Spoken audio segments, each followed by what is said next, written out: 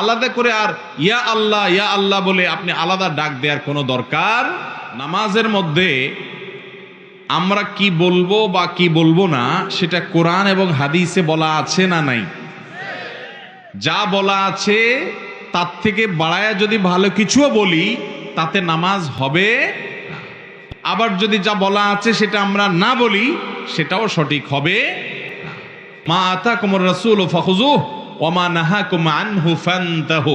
রাসূল সাল্লাল্লাহু আলাইহি সাল্লাম তোমাদেরকে যা করতে বলেছেন দিয়ে গেছেন সেটাকে ধরো, আর যা ছাড়তে বলেছেন সেটা বাদ দাও। নামাজের মধ্যে আমরা সূরা ফাতিহা, অন্যান্য সূরা মিলানো, দোয়া, দুরূদ, তাসবিহ এবং তাকবীর যেগুলো করার কথা, আত্তাহিয়াতু, দুরূদ, দোয়া, মাসুরা এগুলো পড়বো। এগুলো কোরআন হাদিসে বর্ণিত হয়েছে।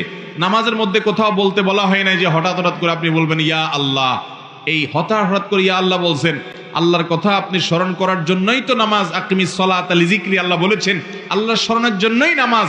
এই জন্যই তো শুরু থেকে আল্লাহু আকবার, শেষে আসসালামু আলাইকুম ওয়া রাহমাতুল্লাহ। আল্লাহ শব্দটা শুরুতেও আছে, শেষেও আছে, মাঝখানেও আল্লাহ আছে। আলাদা করে আর ইয়া আল্লাহ বলে আপনি আলাদা ডাক দেওয়ার কোনো দরকার। আপনি নিজে থেকে মন গড়া যদি ইয়া আল্লাহ করে জোর করে ডাক দেন নামাজ ভেঙে পর্যন্ত যেতে পারে। নামাজের মধ্যে আবার ইয়া বাবা, অনেকে আছে যে পিসাবের ছবি সামনে রেখে নামাজ পড়ে, অনেকে আছে পিসাবের ছবি সামনে রেখে ওখানে সেজদা পর্যন্ত দেয়।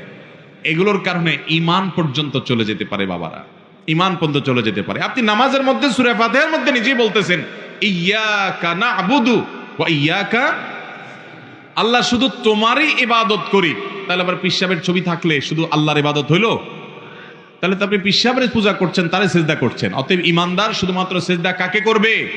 আল্লাহ রাব্বুল আলামিনকে করবে এবং অনুসরণ করবে কোরআন এবং হাদিস। অন্ধভাবে যদি অনুসরণ করতে হয় শুধু কোরআন হাদিস, অন্য কোন মানুষকে না, সে পীর নাম দেন, অন্য কোন নাম দেন, তারে অন্ধ অনুসরণ করবেন, এর নাম ইসলাম। আল্লাহ আমাদেরকে বুঝার তৌফিক দান করুন। তাহলে নামাজের মধ্যে যদি কেউ এরকম ইয়া দয়াল বাবা, ইয়া বাবা বলে তাহলে তার নামাজই হবে না।